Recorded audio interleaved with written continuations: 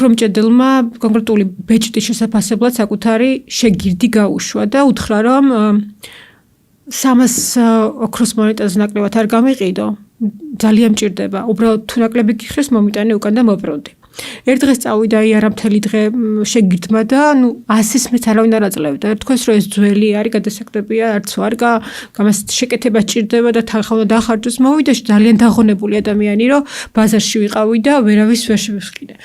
კარგი, მაშინ ერთად იგავს მედიო, იქ ოქროს შემფასებელი არისო და ის რაც გეტყვის, იმ ფასად გავყიდი, ოღონდ ეგრევე არ გაყიდოო, რომ მე რაღაცისთვის მჭირდება, მომზადება და მე თვითონ მივალ გასაყიდად.